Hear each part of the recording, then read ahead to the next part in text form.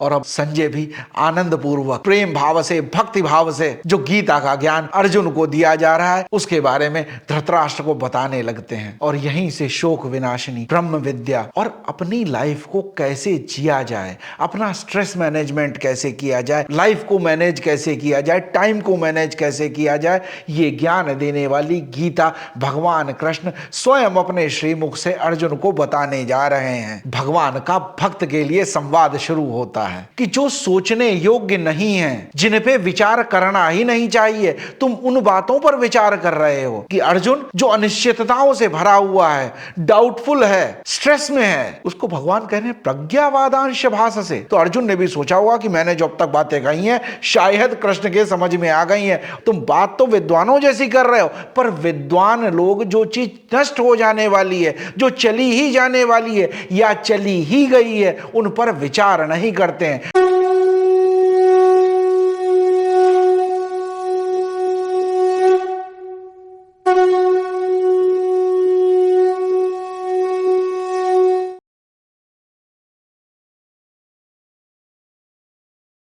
धर्मो रक्षति रक्षिता।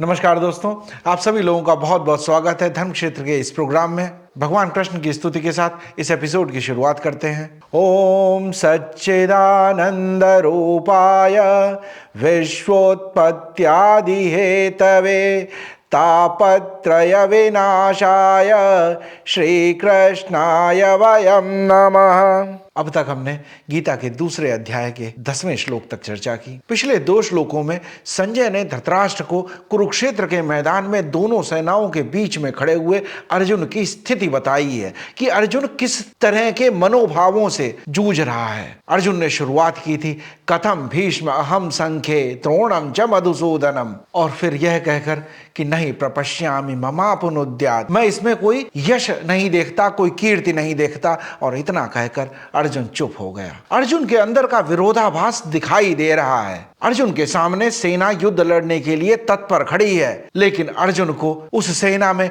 अपने स्वजन दिखाई देते हैं, अपने प्रियजन दिखाई देते हैं, और अर्जुन उनसे युद्ध करने की स्थिति में नहीं है। अर्जुन शिष्यत्व तो स्वीकार कर लेता है, लेकिन निर्णय अपना ही रखता है कि हे जनार्दन, मैं ये युद्ध नहीं कर सकता। अर्जुन ये भी बता रहा है कि उसका चित्त लोभग्रस्त नहीं है, वो सजग है, ज्ञानवान है, वो धर्मशास्त्र की बात करता है, लेकिन फिर ये भी कहता है कि धर्म सम्मूढ़ चेता, मैं धर्म के विषय में समझ ही नहीं पा रहा हूं। इन विरोधाभासी अतार्किक बातों को सुनते हुए भी भगवान कृष्ण मुस्कुरा रहे हैं, प्रसन्न हैं, और फिर प्रसन्नता से कुछ कहते हैं। ऐसा संजय ने धृतराष्ट्र को बताया। कहा प्रहसन्नेव भारत, अगर हमसे कोई हमारे विचार से अलग बात कहे तो हमारे चेहरे का भाव बदल जाता है, हमारे अंदर क्रोध या दुराग्रह उत्पन्न होने लगता है, लेकिन वो भगवान कृष्ण है, उनके चेहरे पे वही मुस्कुराहट बनी हुई है। वो जानते हैं अर्जुन की दशा कैसी है। अर्जुन बहुत विचारवान व्यक्ति है, और ये विचारशील होना ही उसके दुख का कारण बन रहा है। बड़ी हिम्मत की बात होती है संकट की स्थिति में, युद्ध की स्थिति में, जब विषम परिस्थितियां हो, जैसा हमने सोचा हो वैसा न हो, उस स्थिति में धैर्य बना रहना, विवेक बना रहना और विचारशील हो पाना। अर्जुन ऐसी स्थिति में भी विचारवान है। वो विचार करना चाहता है अपने हर कृत्य पर, वो करने से पहले सोचना चाहता है, लेकिन विरोधाभास है बातों में, उसके विचार स्पष्ट नहीं है, अनिश्चितता दिखाई देती है। लेकिन अगर सही मायनों में देखा जाए, जो विचारशील व्यक्ति होगा, ज्ञानवान व्यक्ति होगा, उसके अंदर विचारों का द्वंद्व चलता रहता है। वो अपने ही तर्क प्रस्तुत करेगा और उनको फिर काउंटर करेगा। एक आर्ग्यूमेंट आएगा, उसका काउंटर आर्ग्यूमेंट आएगा, उसके अंदर अनिश्चितता बनी ही रहती है। क्लैरिटी हमेशा अल्पज्ञानी को होती है। जिस व्यक्ति को बहुत ज्यादा विषय के संदर्भ में पता नहीं है, छोटी जानकारी है, वो बहुत क्लैरिटी के साथ, बहुत दावे के साथ कहेगा। एक छोटे बच्चे को अगर कहा जाए 6 - 5 क्या होता है तो बता देगा 1, लेकिन 5 - 6 कह दिया जाए तो वो कहेगा ऐसा तो हो ही नहीं सकता, और बहुत दृढ़ विश्वास के साथ कहेगा कि छोटी संख्या में से बड़ी संख्या घटाई ही नहीं जा सकती। लेकिन जब थोड़ी मैथमेटिक्स और पढ़ी जाती है और हम जानते हैं तो हम जानते हैं 5 - 6 - 1 होता है। तो जितना ज्ञान बढ़ता जाता है, जितनी विचारशीलता बढ़ती जाती है, तो व्यक्ति का थिंकिंग का दायरा भी बढ़ जाता है और वो व्यक्ति हमेशा थोड़े अनिश्चित होते हैं। जो सही साइंटिफिक सोच होती है उसमें थोड़ी डाउट की गुंजाइश हमेशा बनी रहती है और वो डाउट की गुंजाइश ही नए विचार को, नए तथ्य को आने की जगह देती है। सही मायनों में निश्चितता अल्पज्ञानी में हो सकती है या जो पूर्ण ज्ञान से युक्त है, जो गोविंद हैं। अर्जुन स्वभावतः निष्कलंक है, निष्कपट है। उसमें छल, कपट, लोभ, द्वेष, संकीर्णता, पाखंड ये कुछ भी नहीं है। और ये नहीं है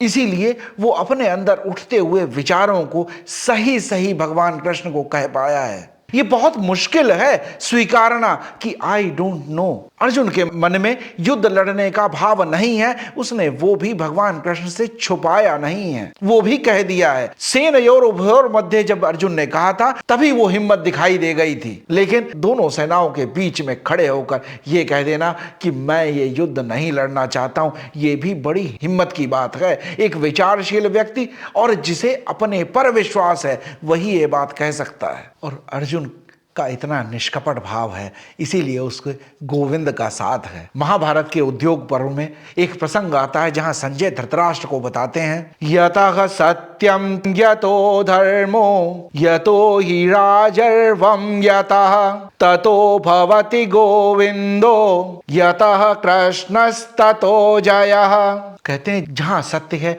वहीं धर्म है, लज्जा है, विचारशीलता है, सरलता है, और जहां ये सब हैं वहीं गोविंद हैं, और जहां गोविंद हैं वहीं विजय है। गोविंद जिसके साथ हैं विजय उसकी ही होगी। तो इस अनिश्चितता के समय में संजय ने कुरुक्षेत्र के मैदान की वस्तुतः स्थिति धृतराष्ट्र को बता दी है और धृतराष्ट्र के मन में उत्पन्न होने वाले आनंद को देखते हुए ये भी कह दिया है कि गोविंद उस सेना की तरफ हैं और गोविंद अभी मुस्कुरा रहे हैं। और अब संजय भी आनंद पूर्वक, प्रेम भाव से, भक्ति भाव से जो गीता का ज्ञान अर्जुन को दिया जा रहा है उसके बारे में धृतराष्ट्र को बताने लगते हैं। और यहीं से शोक विनाशिनी ब्रह्म विद्या और अपनी लाइफ को कैसे जिया जाए, अपना स्ट्रेस मैनेजमेंट कैसे किया जाए, लाइफ को मैनेज कैसे किया जाए, टाइम को मैनेज कैसे किया जाए, ये ज्ञान देने वाली गीता भगवान कृष्ण स्वयं अपने श्रीमुख से अर्जुन को बताने जा रहे हैं। और अब ये संवाद दो मित्रों के बीच का संवाद नहीं रह गया है,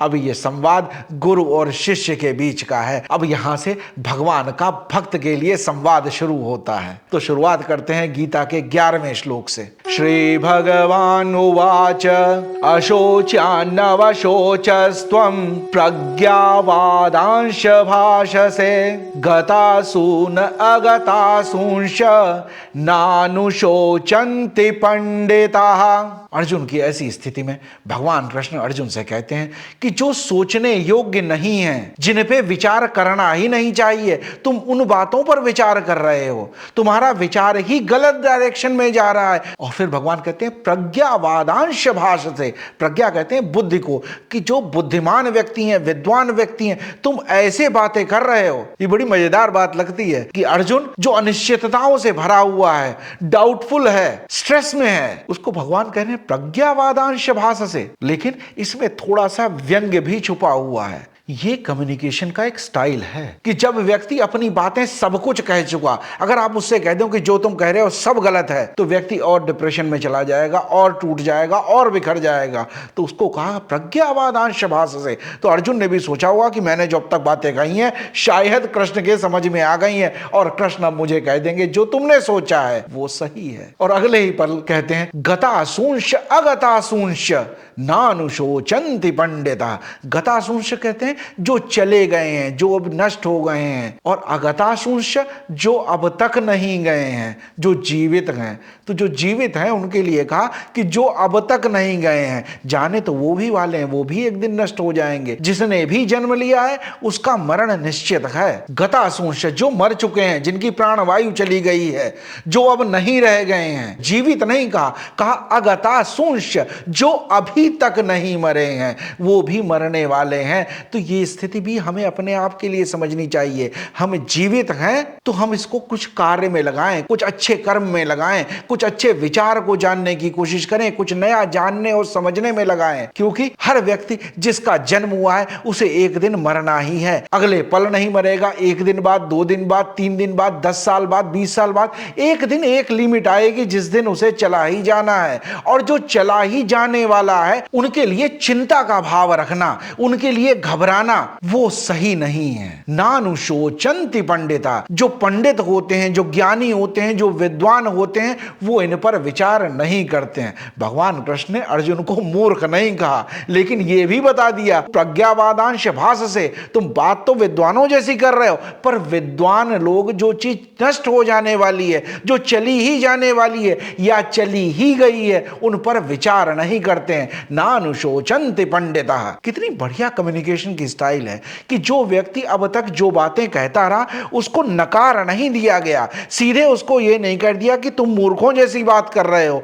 लेकिन इशारे में बता दिया जिस तरह से तुम्हारा चिंतन है, जो तुम सोच रहे हो, ये विद्वान लोगों के सोचने का तरीका नहीं है, या ये सोचने योग्य है ही नहीं। बुद्धि की दृष्टि से अगर देखा जाए तो मनुष्य जो है वो ईश्वर की अनुपम कृति है, सबसे श्रेष्ठ है। जीव जंतुओं की कोई भी प्रजाति इतना विचार और चिंतन नहीं कर सकती है। ये विचार और चिंतन करने की जो क्षमता है वो मनुष्यों में बहुत प्रयत्न के बाद, मिलियंस ऑफ ईयर्स के इवोल्यूशन के बाद ये उत्पन्न हुई है। ये बहुत अच्छी बात है, लेकिन विचार ही करते रहना, कर्म में न उतरना, ये गलत है। जो हिंसक जानवर होते हैं उनमें ये विचारशीलता नहीं होती है, चिंतन नहीं होता है। उनके ऊपर उन्हें खतरा लगा वो तुरंत अटैक करेंगे। दुर्योधन में ये भाव है, दुर्योधन लड़ने को तैयार है। दुर्योधन के मन में एक भी बार ये विचार नहीं आता है कि ये युद्ध करना सही है या नहीं है, मेरे द्वारा ये राज्य की कामना करना सही है या गलत है, इस पर विचार कर ही नहीं सकता।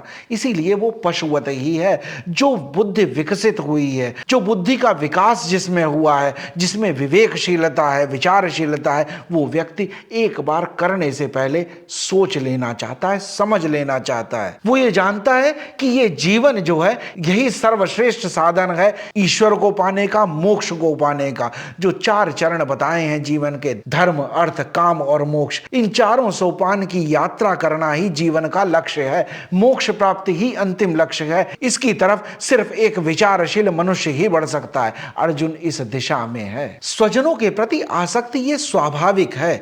अपने प्रियजनों को, अपने परिवार को, अपने मित्रों के प्रति लगाव स्वाभाविक है, ये होता है। लेकिन अपने कर्तव्य से व्यक्ति को अलग नहीं होना चाहिए, अपने लक्ष्य से अलग नहीं होना चाहिए। आप ऐसा समझ लें कि मित्रों के साथ टाइम स्पेंड करना, अपने फैमिली के साथ टाइम स्पेंड करना सबको अच्छा लगता है, लेकिन एक बच्चा है, उसे एग्जाम देना है, जो फैमिली के साथ फन टाइम होगा उसमें थोड़ी कटौती करनी पड़ेगी, थोड़ा उसको कट शॉर्ट करना पड़ेगा, ताकि वो अपने लक्ष्य की तरफ बढ़ सके, अपने कर्तव्य मार्ग पर बढ़ सके। अपने लगाव से थोड़ा अलग होना पड़ेगा। और अर्जुन की स्थिति भी ऐसी ही है कि वो अपने स्वजनों के प्रति उसका लगाव, उनके नष्ट हो जाने का, उनके खत्म हो जाने का जो भय है उसके अंदर, और उसके बाद जो स्थितियां होंगी, उन सब चीजों के बारे में सोचकर अर्जुन परेशान है और अपने कर्तव्य से पीछे हट रहा है। भगवान कृष्ण उसे यही समझाने की कोशिश कर रहे हैं कि अपने लक्ष्य की तरफ बढ़ो, अपने कर्तव्य से पीछे मत हटो, अपने धर्म के मार्ग से तुम मत हटो। भीष्म, द्रोण ये पूजनीय है, ये प्रशंसनीय है, वंदनीय है, लेकिन इनके नष्ट हो जाने पर विचार करना सही नहीं है। ये दोनों बहुत विद्वान हैं, ये बहुत सोच समझकर इस युद्ध के मैदान में इन्होंने मृत्यु का वर्ण किया है। ये जानते हैं कि ये युद्ध इनको मृत्यु तक ले जाएगा, लेकिन ये भी जानते हैं कि बिना इस शरीर को छोड़े, मृत्यु को प्राप्त किए, मोक्ष को भी प्राप्त नहीं किया जा सकता। ऐसे विद्वान लोगों के लिए गुरुन् हत्वा हि महानुभावान् ये सोचने की जरूरत नहीं है। ये युद्ध उन्हें सद्गति के मार्ग पर, मोक्ष के मार्ग पर ले जाने के लिए एक साधन रूप है। वहीं धृतराष्ट्र के पुत्र हैं, ये आतताई हैं, अन्याय किया है, इन्होंने अनैतिक हैं, ये जानते हैं कि ये भी धर्म के मार्ग पर नहीं चल रहे हैं, ये स्वयं में भी जानते हैं इस बात को। दुर्योधन ने तो कहा भी है, जानामि धर्मम नच मे प्रवृत्ति, जानामि अधर्मम नच मे निवृत्ति। मैं जानता हूं धर्म क्या है, सही क्या है, पर मेरी प्रवृत्ति ही ऐसी नहीं है, मैं कर ही नहीं सकता, ये मेरा स्वभाव ही नहीं है। मैं जानता हूं अधर्म है, ये जो मैं कर रहा हूं वो अनैतिक है, वो गलत है, लेकिन मैं इससे छूट नहीं पाता क्योंकि ये मेरा स्वभाव है। तो वो भी जब इस युद्ध के मैदान में आए हैं तो वो भी ये सोच कर आए हैं कि यहां मृत्यु निश्चित ही है। तो इस स्थिति में अर्जुन को धृतराष्ट्र के पुत्रों के विषय में भी सोचने की जरूरत नहीं है। रामचरितमानस में एक प्रसंग आता है जब सुपर्णखा की नाक और कान काट दिए गए और वो मदद के लिए खरदूषण के पास गई, खरदूषण भी युद्ध में मारे गए। तब वो रोती बिलखती लंका पहुंची और रावण से जाकर कहा कि देखो तुम्हारे बहन की कैसी दशा की गई है, तुम्हें इस अपमान का बदला लेना चाहिए। और ये भी बताया कि खरदूषण भी युद्ध में मारे गए हैं। तब रावण के मन में भी विचार आया, खरदूषण मोहि सम बलवंता, तिनहि को मारे बिनु भगवंता। उसके मन में विचार आया कि खरदूषण तो मेरे जैसे बलवान हैं, उन्हें तो सिर्फ भगवान ही मार सकते हैं। सुर रंजन भंजन मही भारा, जो भगवंत लीन अवतारा।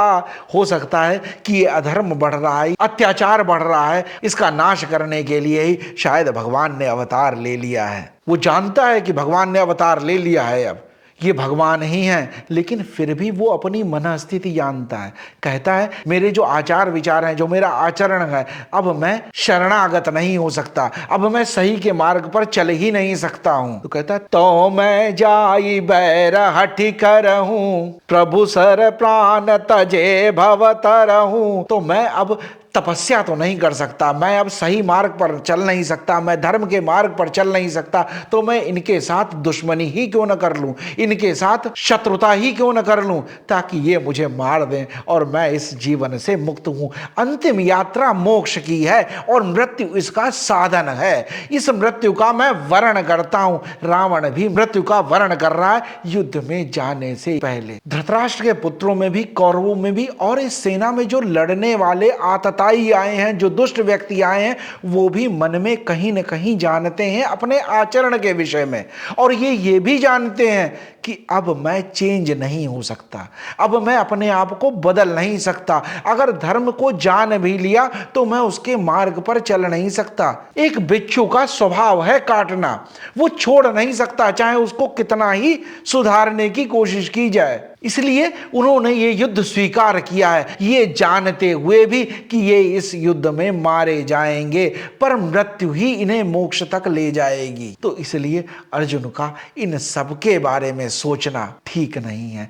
जो अर्जुन का विरोधाभास है, उसी विरोधाभास को भगवान कृष्ण भी एड्रेस करते हैं। कहते हैं प्रज्ञावादांश भाष से तुम विद्वानों जैसी बात कर रहे हो, और ये भी कह दिया कि लेकिन विद्वान लोग ऐसा विचार नहीं करते हैं। तो ये भी बता दिया कि अर्जुन के अंदर जो विरोधाभास चल रहा है वो कृष्ण देख रहे हैं। और आदमी जो करना चाहता है, जो मन में निर्णय ले लेता है, तर्क भी उसके पक्ष में सब जुटा लेता है। दो तरह के लोग होते हैं दुनिया में, एक वो जो धर्म के साथ खड़े हो जाते हैं और दूसरे वो होते हैं जो धर्म को अपने पक्ष में रख लेते हैं।